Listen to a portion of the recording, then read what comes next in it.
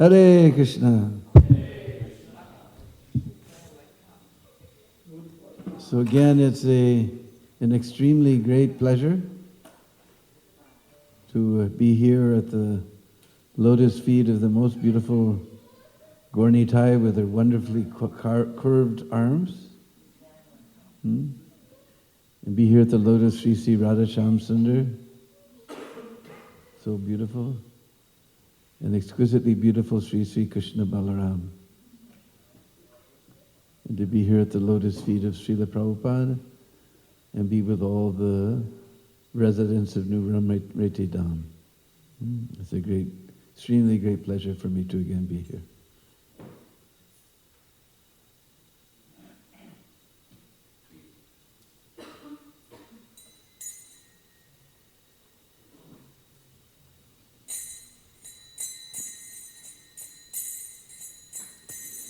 Jaya Radha Madhava Kunja Vihari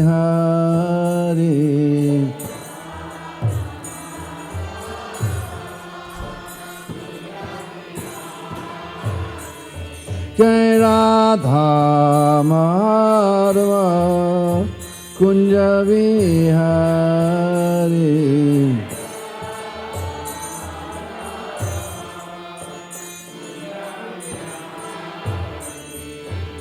Gopi Jana Vallabha Girivaradhari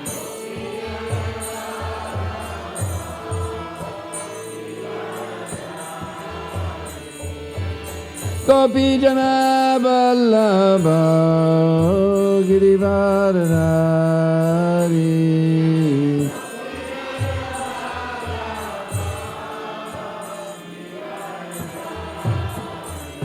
Jaya Radha Madhava Kunja Vihari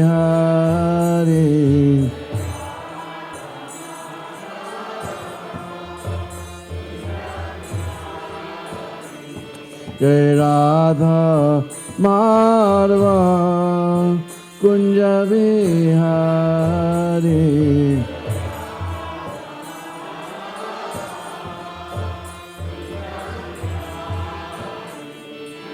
Gopi Jana Vallabha Girivaradhari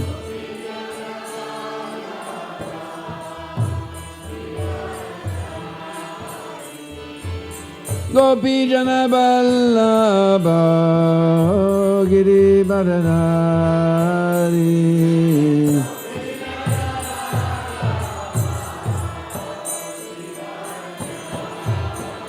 Sodanandana Brajanarandana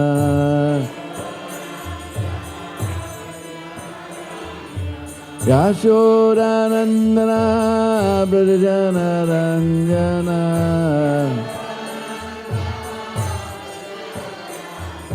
Jamuna Tira Vanajari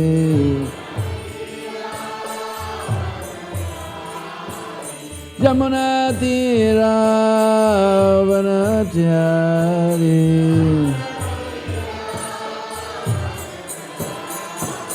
Jaya Radha Madhava Kunja Vihari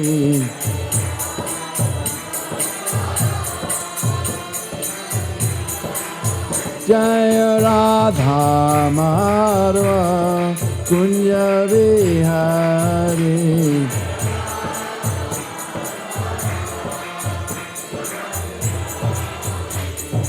Gopi Jana Vallabha Girivaradhari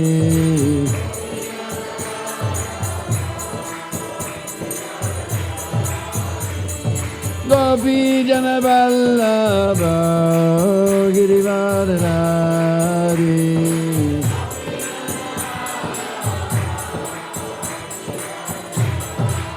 Sodanandana Brajanarandana Yashodanandana Brajanarandana Jamuna Tira Banatyari Jamuna Tira Banatyari Jaya Radha Madhava Kunja Bihari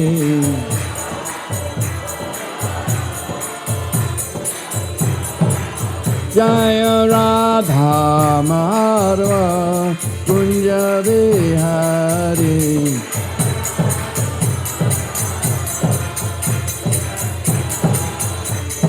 Gopi Jana Vallabha Girivaradari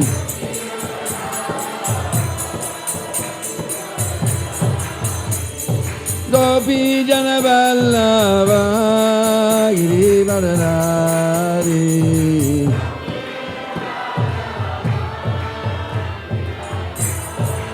Sodanandana Brajana Ranjana Yashodanandana Brajana Ranjana Jamuna Tira Banatyari Jamuna Tira Banatyari Jamuna Tira Banatyari Jaya Radha Madhava Kunja Bihari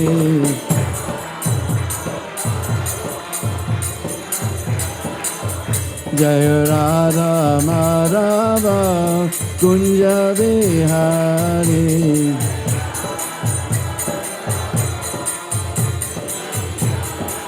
Jaya Radha Madhava Kunja Bihari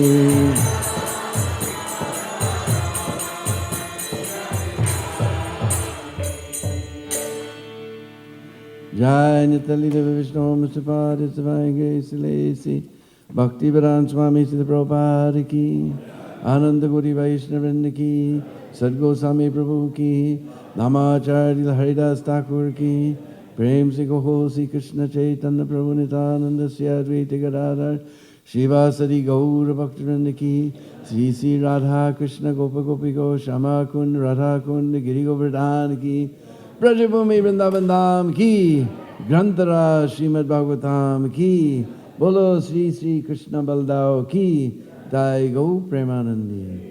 All glories to the assembled devotees. All glories to the assembled devotees. All glories to the assembled devotees. All glories, all glories, all glories to Sri Guru and Gauranga. All glories to you, Srila Prabhupada.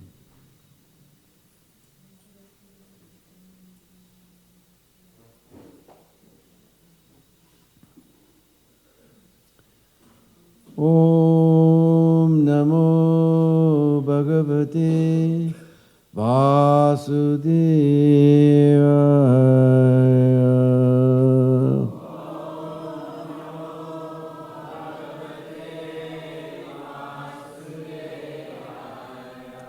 Om Namo Bhagavate Vasudevaya.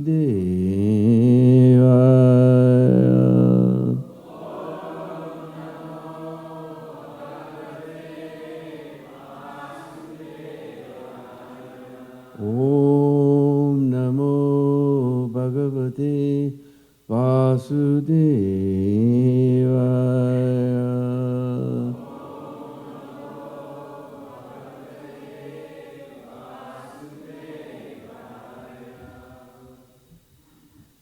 So reading from Srimad Bhagavatam, Canto 10, Chapter 66.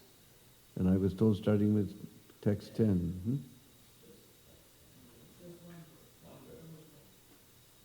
There's no purport hardly.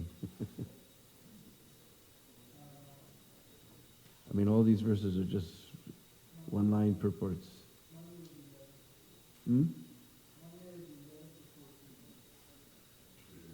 Well, we're going to... Anyway, we're going to You're going to have to change your schedule because there's no purpose to any of these. We'll just read through.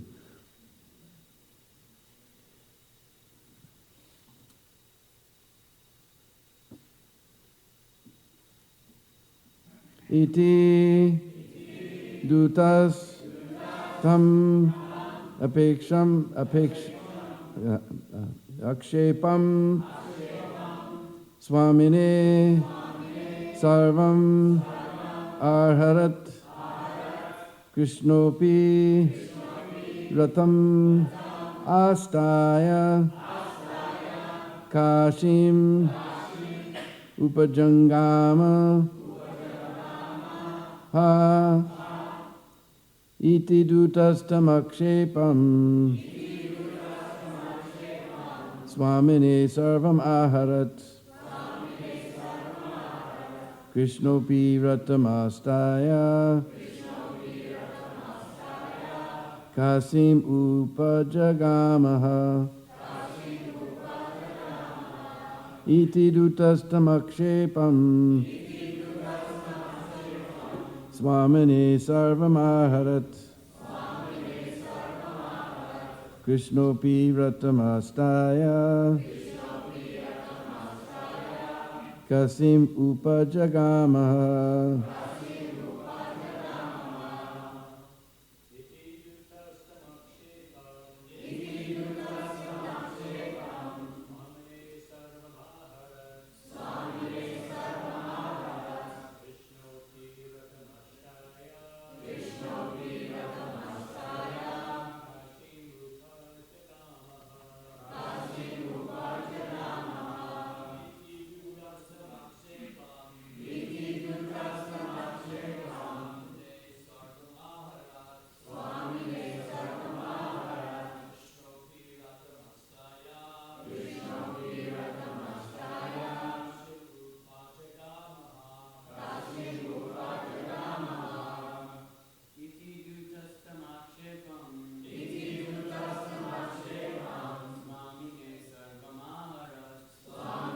Sarvamaharat Krishnopi ratam astaya kasim upajagama yudastamakshepam vide sarvamaharat Krishnopi ratam astaya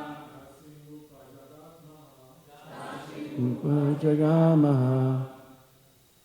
Ladies? Idutastamakshepam sarvamaharat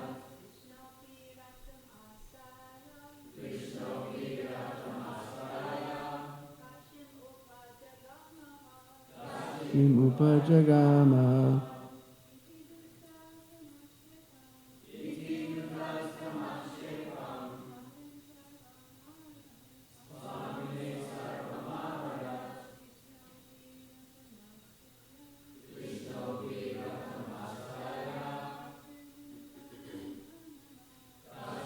Upajagamaha.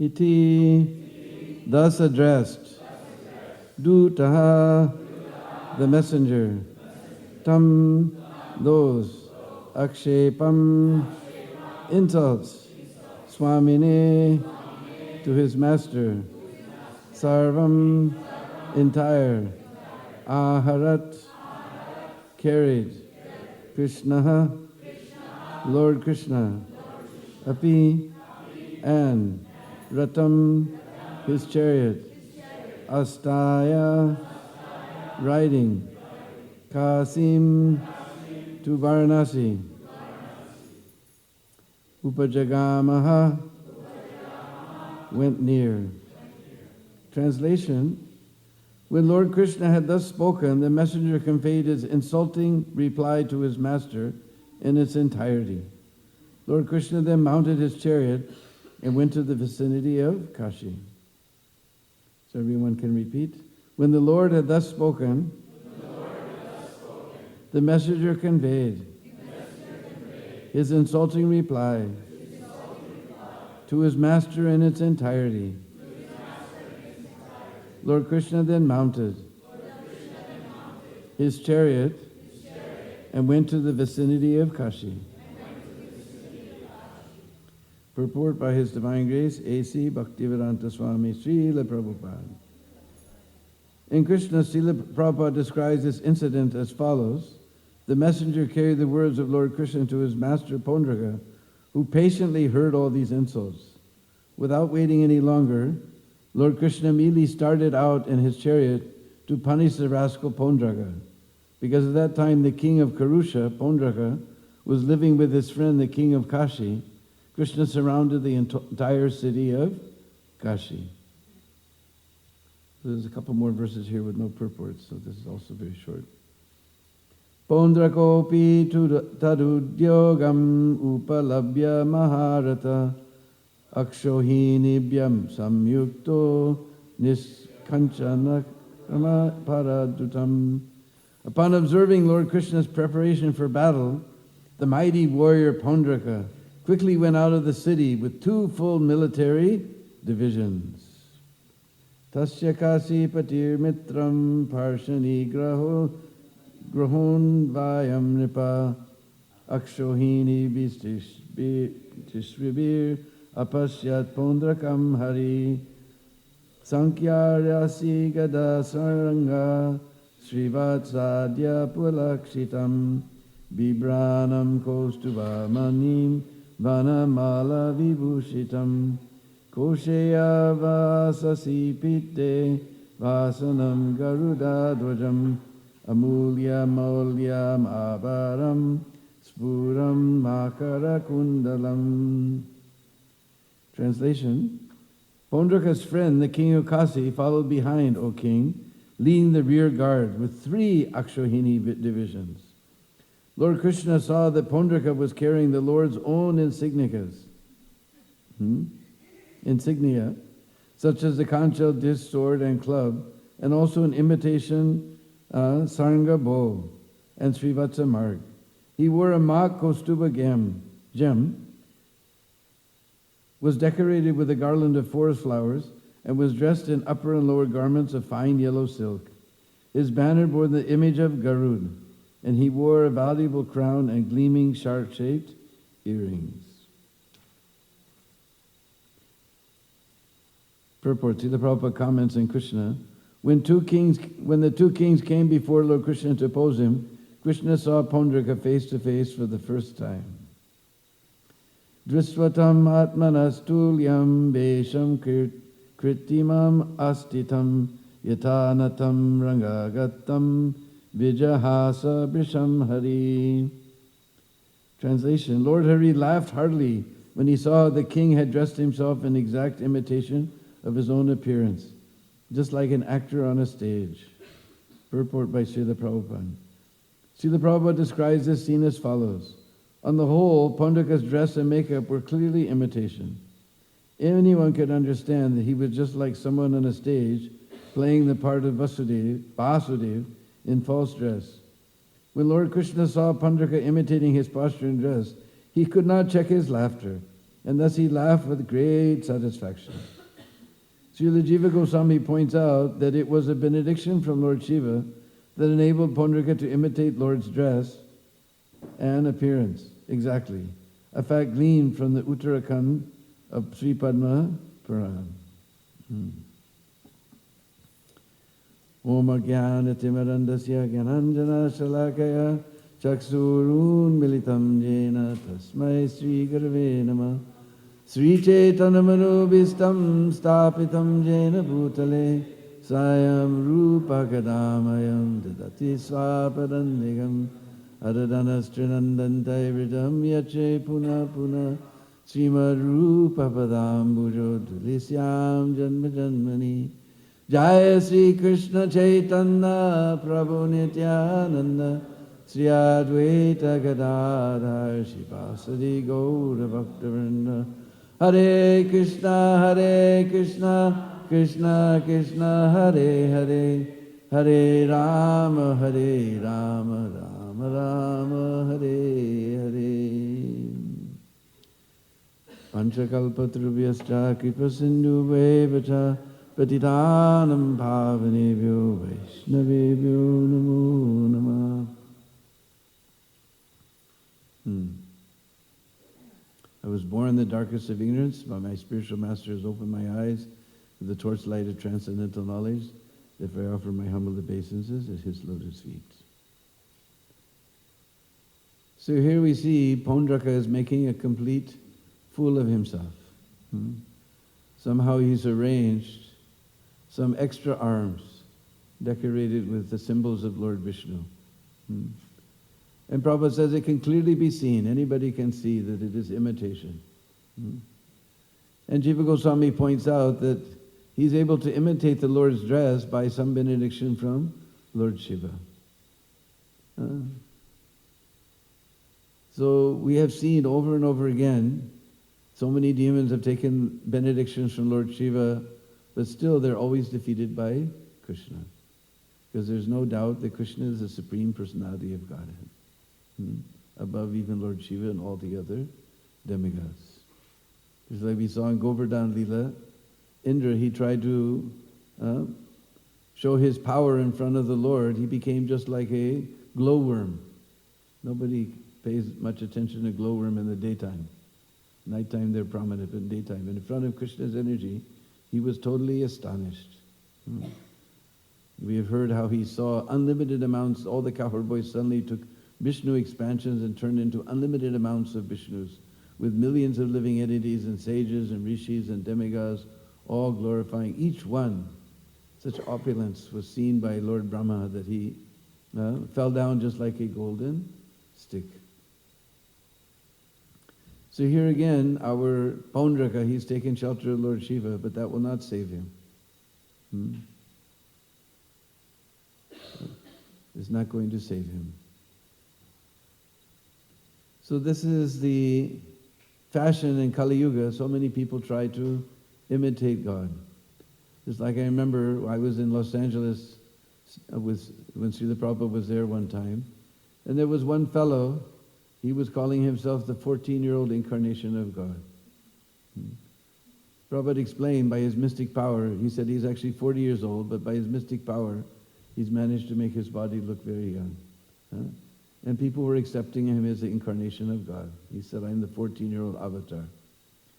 In fact, one day we were sitting in the garden with Srila Prabhupada, and Karandar told Prabhupada that his disciples came to the temple. They wanted us to come to the airport to greet, because we're the devotees of Krishna, so this is Krishna's latest incarnation. So we should come to the airport to greet him. They had the audacity to come and ask us this. Were you there, Gangadhar? Not that time, huh? So in the garden, Prabhupada was just laughing. And said, how do we know he's incarnation of God? Incarnation of God are known by the Shastra. Then Prabhupada said, all right, we can accept he may be incarnation of God, but who's accepting him as God? Our Krishna, he's got millions of temples in India. And all great acharyas, Ramanujacharya, Madhvacharya, Nimbarka Swami, all great Bhaktisiddhanta Saraswati Thakur, they have accepted Krishna as the Supreme Personality of Godhead. So who's accepted him? Lord Brahma, Lord Shiva, they also accept Krishna as the Supreme Personality. So who's accepted him as the Supreme Personality of Godhead? Prabhupada said, we accept the big guns. Whatever the big guns say, we may have our opinion that he's incarnation of God, but we wanted to get the opinion of the big guns. So Prabhupada said, rather than go to the airport to receive him, we should go kick on his face. So every day this was going on. It was coming in the papers and so many things it was coming. So this is fashion of Kali Yuga. In fact, Prabhupada remarked there's a avatar factory in India because labor is cheap there, so they can manufacture very cheaply. They export them. At that time, there wasn't hardly a city you could go where there wasn't some avatar residing in that city. So they were exporting all these cheap imitation avatars. In fact, I remember Mukunda Maharaj in his book, he talks about how some fellow used to come and imitate Lord Chaitanya in San Francisco and fall on the floor and faint and do so many things. And Prabhupada said, if he's actually in trance, you kick him in the face. If he's actually in trance, he won't be bothered. So here we see Krishna also, he's just laughing. And Prabhupada says, with full satisfaction, Krishna is laughing, seeing this funny display of Pondrika. So Krishna with his army, he's surrounded the city of Kasi. We'll see in a few more verses he's going to, because Pondrika has challenged him to surrender his symbols. So Krishna, all right, I surrender especially you mentioned my disc, so I surrender my disc to you, and we'll see what happens in the next few pages of Bhagavatam. So Krishna was just laughing.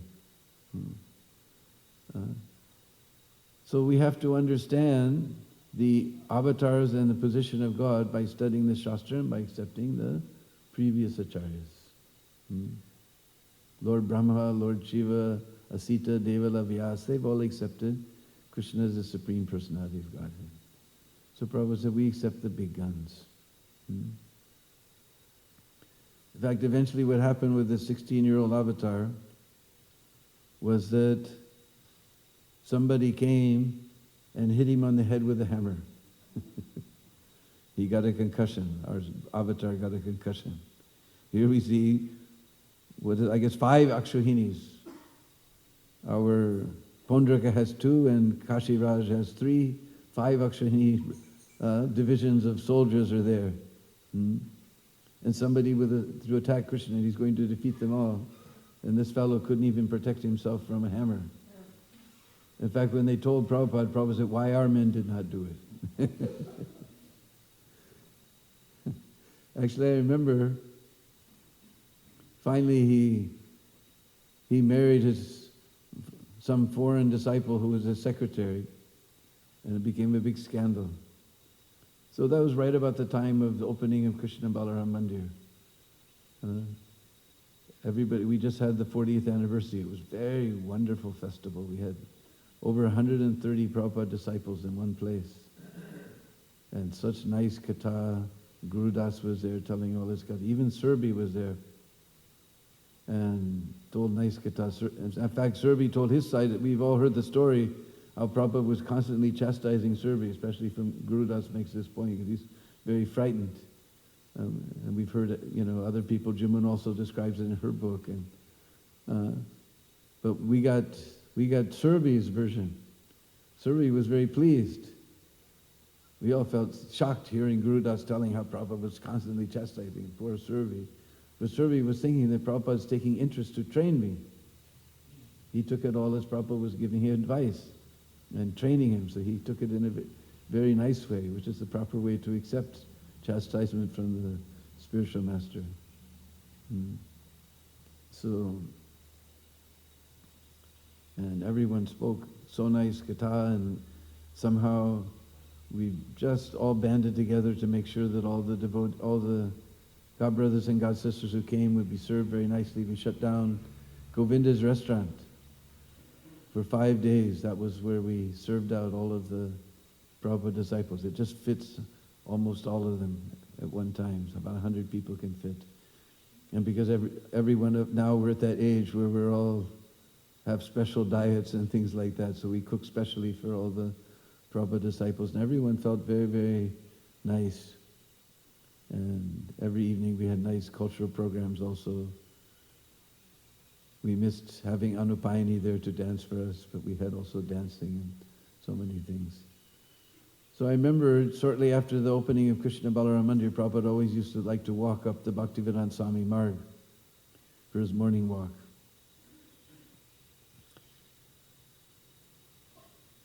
And this was just when this news was coming out that this 14-year-old incarnation of God had gotten married to a foreign disciple. And Prabhupada was walking up the marg. That day he was talking about how degraded this age of Kali is. Yes, and people are so cruel in this age of Kali, they kill the child within the womb. He said, we can't even, Prabhupada coming from such a wonderful Vedic culture, he could not imagine such a thing. That the mother, who we all think of our mother as the protector, the protectress, the mother will kill the child within the womb. This is so cruel. What type of demoniac culture is this? Prabhupada was saying. And he gave the example, he said, just like I have purchased some apartment and I go to live there and you come to throw me out. It is illegal. Prabhupada turned with big eyes. He put his cane in the sand and said, it is illegal. I will call the police. You will be arrested. It is illegal. I have purchased that apartment. I have right to be there. You have no right to throw me out. It is illegal. You will be arrested. He said, same example. They're so cruel, they don't even allow the child to get into the womb in the first place. The same example. I have purchased this apartment. I have right to go there. You're stopping me from entering. It is illegal. I will call the police. You will be arrested. It is illegal. Whole way up the Bhaktivedanta Swami Marg, Prabhupada was talking about how degraded this present so-called we can't even call it civilization. Staying sometimes at Brindakund, I see how the animals, they'll do anything to protect their children. We have seen the birds, when dog will come, they pretend to have broken wing, and the dog comes chasing after them, and then they suddenly jump a little further, and then they pretend to be hurt, and the dog comes in this way, they lead them away from their babies or away from their eggs. Even animals protect their children. And human society has become so degraded, they're thinking, oh, this child is just parasite, just a worm parasite in my belly. So Prabhupada, the whole way up the Bhaktivedanta Swami Marg, he was harping on this point, and saying, it is illegal, I have right. By my karma, I have purchased this womb. By my karma, I have purchased this womb. It is my apartment. If I go there, if you try to throw me out, it is illegal. If you stop me from entering, it is illegal. You will be punished. He said, those people who practice these things, they will go from womb to womb, be scraped out, thrown in the trash, and we go to the next womb, be scraped out and thrown in the trash. They will go to womb and never see the light of day for many, many years. It is so sinful, Prabhupada said. So we were all shocked, Prabhupada was just very heavy. So on the way back, Prabhupada was quiet, and we were also very quiet. And there was one Indian man with us, and suddenly he blurted out, Swamiji, today it came in the paper that this 14-year-old incarnation, his mother has denounced him. Because he was claiming his mother as the mother of God and all this. You can't believe it was so nonsensical. Some of you are too young to remember all this, but we remember. So now the mother of God has denounced him because of his marrying his secretary. And Prabhupada laughed. And then the Indian man said, yes, practically she has finished him, Prabhupada. Practically she has finished him. And Prabhupada stopped. He stuck his cane in the ground. He looked at all of us with a big smile. He said, she should have finished him in the womb.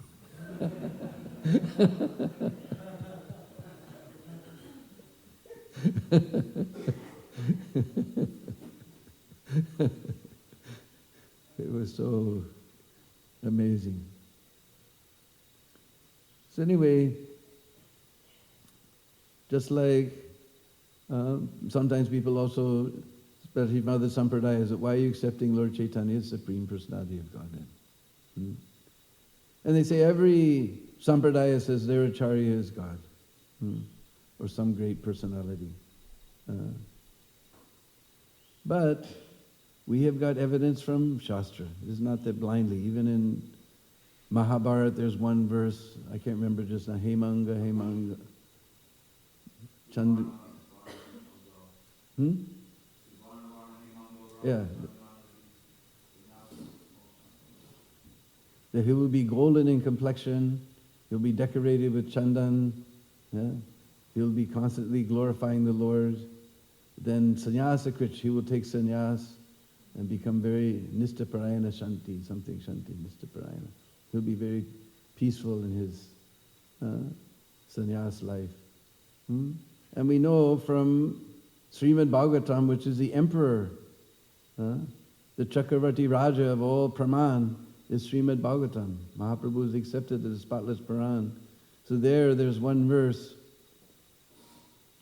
in the 11th canto when Maharaj Nimi is discussing with the Nava Yogendras, the 9 Yogendras. And they tell him that Lord, he's known as Triyugi. He only appears in 3 yugas. There's only avatar in the 3 yugas. Satya, Dwapar, and Treta Yuga, there's avatar. There's no avatar for Kali Yuga. He said, but sometimes Lord appeared as Channa avatar, covered incarnation. And in this particular Kali Yuga, they quote one verse. What is it? Krishna varnam tasa Krishna sangopanga saparshadam yagyai sankirtana praya yajantihi sumedasa. So Varna, we can take it just like category, just like we have the Varnashram system. So there's Brahman, Kshatriya, Vaishya, the 4 Varnas. The Varna can also mean category. So Krishna Varnam, he's Krishna. Krishna Varnam, Tvisa Krishna, but he's not Krishna. Now what is this? You're telling he's Krishna, then you're telling he's not Krishna. Krishna Varnam, Tvisa Krishna. Because Krishna also means black. So he's Krishna himself, he's in the same category. Krishna Varna, he's the same category as Krishna. But Tvisa means complexion. Krishna, his complexion is Krishna. Krishna means golden. Opposite of black is light color. So Krishna Varnam Tasa Krishnam. Or we can take it that Krishna Varna means to describe. He's always describing Krishna. Krishna Varnam Tasa Krishnam. But he's Krishna. He's not blackish, he's golden. Krishna Varnam Tasa Krishna. Sangupangastra Parshadam. And he's come with all his associates, his expansions, his associates, even his weapon. The other night at Premananda Gaur, we're describing how we don't see him. Gaur Nitai have beautiful curved hands and no weapon. We have seen Lord Parshuram with his parshu, his chopper, and Lord Ram with his dhanush, his bow and arrow. And we have seen Lord Krishna with his chakra, but we don't see any weapon in the hands of Sri Sri Gaur Nitai. But they have a very wonderful weapon. Their weapon is the chanting of the holy name. Hare Krishna, Krishna Krishna, Hare Hare, Hare Rama, Rama Rama, Hare Hare. And instead of killing the demons, he's killing our Asuri Bhav. Instead of killing Asuras, he's killing our Asuri Bhav, our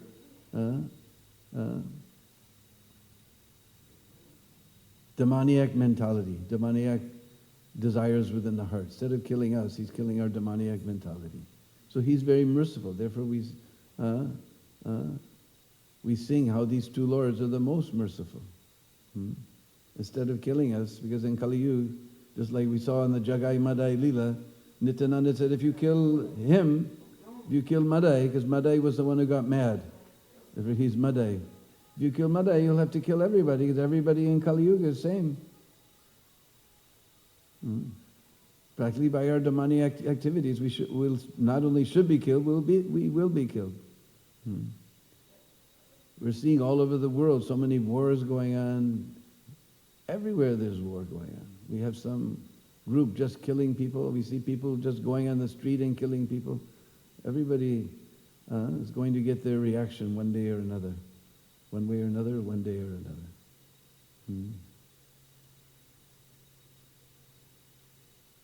So, thinking about all these horrible activities that go on, I lost my train. What was I? Weapons, yeah. So, anyway, his wonderful weapon is chanting of the holy name. And it is our duty, just like And today they announced for Harinam. So everyone should take advantage. This is all of the older devotees. We all became. How did we become fixed up in Krishna consciousness? By simply going on the streets and chanting. We would chant all day long, all night long. We go to Hollywood Boulevard or Sunset Boulevard and chant and chant. And everybody knew the Hare Krishnas. I was so embarrassed the other day. I cooked prasadam for all my brothers and sisters at my sister's house in California. And my niece was there and she brought her boyfriend. And he asked me, "Why do you live in India?" I said, "I'm a Hare Krishna." He said, "What's that?" All my brothers and sisters laughed. They said, "We don't see you guys anymore." Now we go to some village in the boondocks and hide and do kirtan, but we should take kirtan back to the streets. That's where it should be. This kirtan melas, they've served a purpose because we stopped all this, stopped chanting so much. This is our purpose of our Hare Krishna movement. Is we're the Hare Krishna movement. We're meant to chant. But now we have to take it back to the streets to defeat this age of Kali. This is the only Hare Nama, Hare Nama, Hare Nama Kevalam, Kalu Nasteva, Nasteva, Nasteva, but Gatira Nija. This is the only remedy for this dark age of Kali, who's bringing so many so-called incarnations of God to fool the people and make fools of themselves and fool the people. And so we have to take this chanting to get people to come in contact with the holy name. Just by their contact with the holy name, we don't know what will happen. Because we also somehow, most of us, somebody saw the devotees chanting on the street, then we got a book, then we became a devotee. So anyway, we don't accept Chaitanya Mahaprabhu blindly as incarnation of God, but so many scriptures are there describing. There's whole books you can purchase that describe all the different, I don't have them all. I didn't think of that for preparing for the class today, but anyway. It is not that Mahaprabhu is accepted blindly. We don't accept incarnation blindly. Prabhupada said, if somebody says, "I'm incarnation," then ask him to show his universal form. Nobody can show universal form. So this Pondraka, he's also going to be finished. We'll see here in the pages of Srimad Bhagavatam, he's put some fake arms, made some funny symbols. And now Krishna is going to surrender his Sudarshan Chakra and finish up him and all his armies. So we don't, by mercy of Prabhupada, we don't blindly accept anyone as incarnation of the Lord. This has been going on since last 5,000 years. Is nothing new. Since 5,000 years, people are coming and presenting themselves as incarnation of God. And Chaitanya Mahaprabhu, he personally, when anybody recognized him as God, then he would, "Oh, Vishnu, Vishnu, Vishnu," he'd cover his ears. Even though he was actually the Supreme Personality of Godhead. So we'll put our voice to rest here. Does anybody have any questions or comments? Yes, Jamastami. We have a mic, or it's for internet viewers. We understand Lord Shiva as Vaishnavanam Yata Shambhu. I'm often puzzled why he grants these benedictions, like he's done for Pondraka. Well, he's also known as Asutosh. He's very easily pleased. So he's, because he knows ultimately that although some of these benedictions that he's forced to give by his soft-heartedness, they'll be ineffective against Krishna. He also knows Krishna is never going to be defeated by anyone.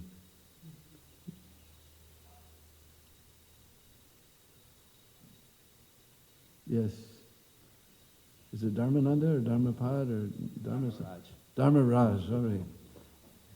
We were together just now a few months ago in Guyana.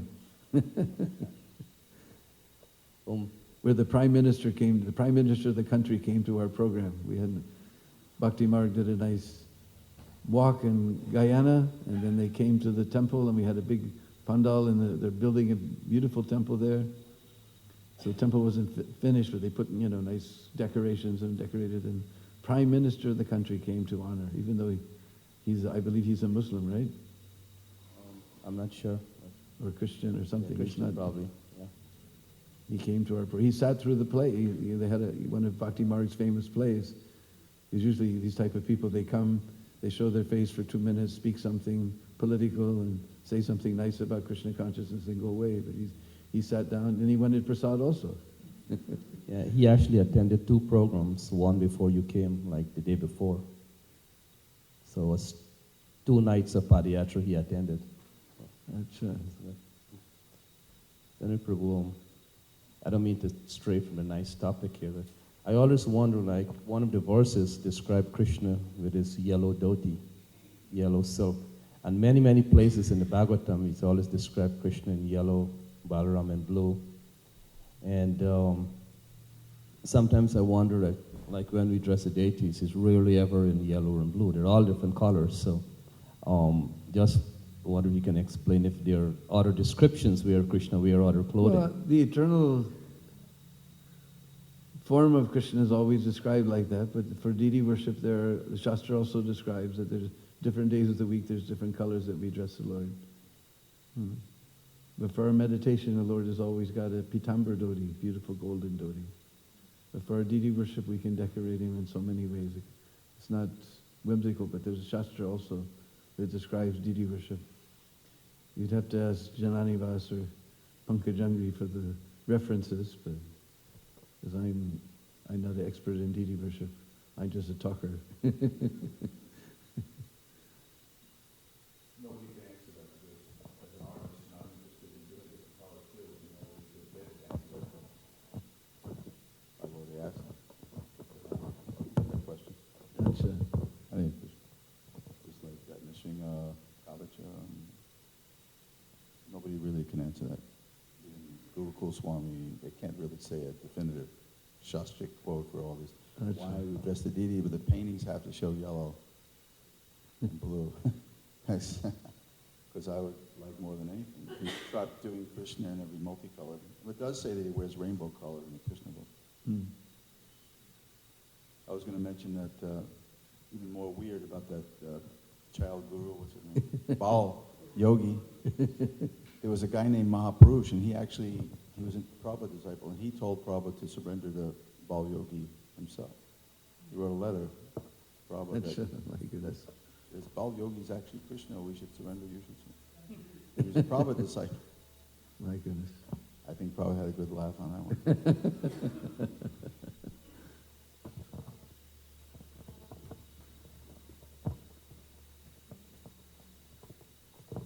Deena Bandhu, thank you so much for a beautiful class. You were saying yesterday that you've been in Vrindavan for 31 years. Really commendable. Having been there for a month, and it's hard.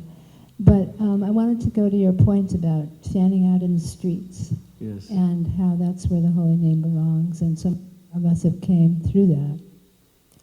The question is, we see in India that there's this phenomenal growth going on in the temples and just massive growth. And we're in America just in a little puddle here. So how do you explain that? I know there was a whole lot of Harinam. I mean, I understand the Indian people are already Krishna conscious, but systematically, what have you seen and learned through your time there? Oh, that's an interesting question.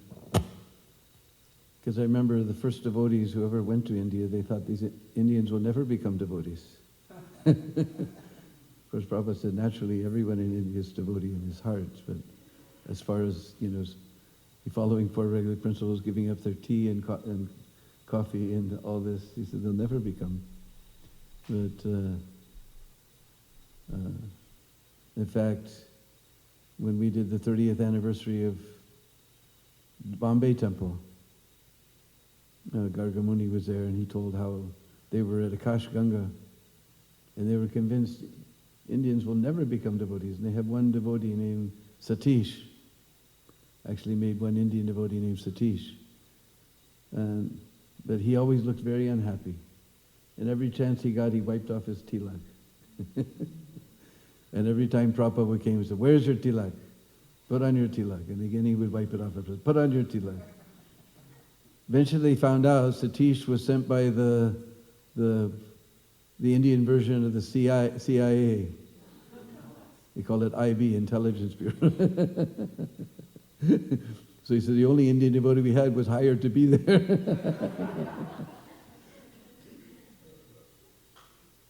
But anyway, it's Prabhupada's plan was, let me go to America and bring back some dancing white elephants. Everybody's aping America all over the world.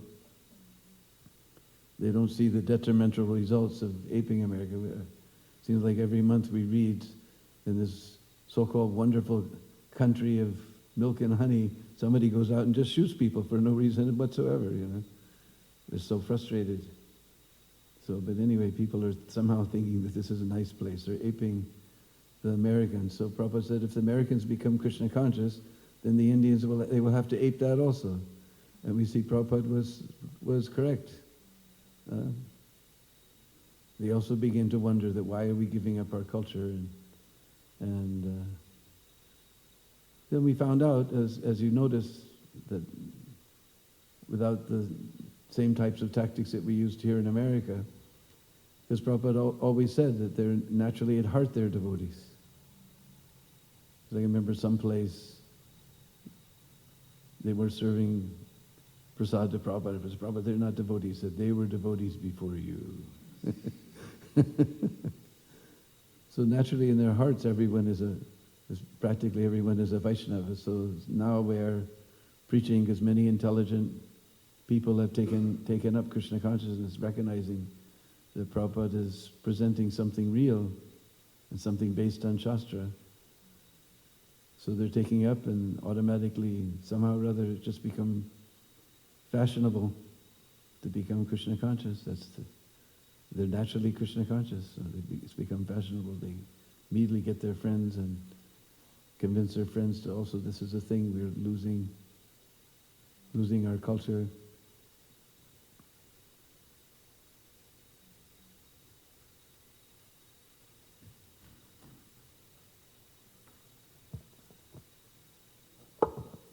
If there isn't any more questions, Maharaj, I would like to make a point on this, that there was a comment by Devamrita Swami.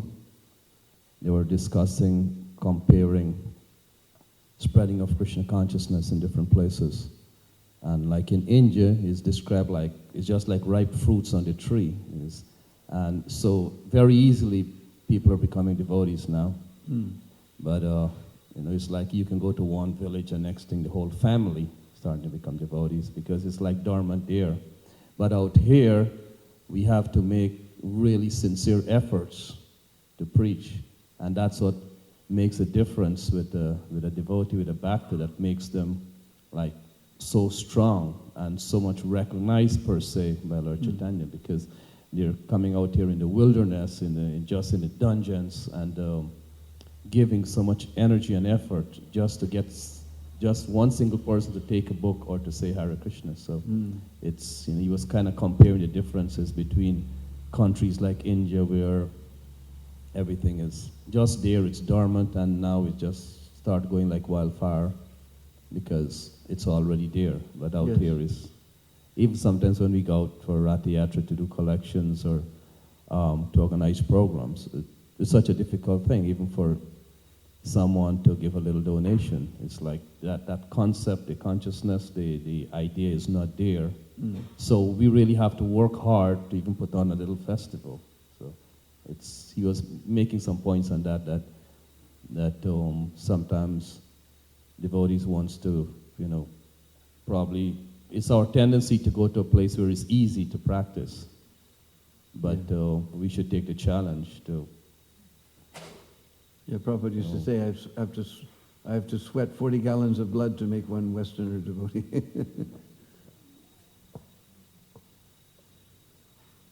So we have to develop that mood of sacrifice like Srila Prabhupada had. Thank you for your class, Prabhu. Just in one of those purports, it was quoted from a Krishna book that here, this on the battlefield is when Krishna saw Poundraga for the first time. And so I remember when Mother Urmila gave her Sunday feast lecture here on this whole chapter, she highlighted that point, that how is it possible for Krishna to see someone for the first time? He's the omniscient Supreme Lord. And so she's made a really nice distinction that I wanted to bring up about tattva, the absolute truth that, yeah, Krishna is all-knowing, he's omniscient. And then at the same time, there's the perspective of Leela, that for the sake of the pastime and for the sake of relishing hasya ras, laughter, and adbhuta ras, astonishment, Yogamaya has arranged the pastime in such a way that Krishna is experiencing seeing this ridiculous 2 fake arms for the first time. And so she just made that really nice point that by Yogamaya's arrangement, for Krishna to relish these different rasas of laughter and astonishment, he actually does have that experience of seeing Paundraka for the first time, even though he is the all-knowing Supreme Lord. Just wanted to bring that up. Yeah, one thing is tattva, and when we're relishing lila, then we have to leave tattva aside. Sometimes it doesn't, becomes rasa basa. So we're relishing the leelas, and it's another energy going on altogether. Just like we can't imagine how Krishna was astonished when he saw Aghasura swallow all the cowherd boys. He was amazed. Or when he cried when he saw, who was it who brought his father's head? Alva? Yeah, Salva. So these are all, this is why the Mayavadis, they can't understand Krishna's Leela, but the devotees, they relish it, because despite understanding the tattva, there's a special sweetness in Krishna's Leela. And we have to leave tattva aside for a minute. And we have to have a basis in order to really relish Krishna's Leela. We have to have a basis in tattva, but we leave that behind to relish the Leelas of Krishna. But Krishna's got, because he's all powerful, he even has a potency which makes him forget that he's all powerful. Because he has every potency, so the one potency is there to make him forget. Prabhupada said Krishna knows everything, past, present, and future. But still, he's endowed Radharani with the ability to surprise him at every moment. How can anyone be surprised? This is Krishna. He's inconceivable. He knows everything, but at the same moment, he's endowed Radharani with the power to surprise him at every moment. That means he's all powerful, that even he can be, he's omniscient, he can become nescient also by his own power. Anyway, if we have no more questions, we can all fall down at the very soft and wonderful lotus feet of that great personality who saved us from all these Paundrakas in Kali Yuga. Srila Prabhupada ki.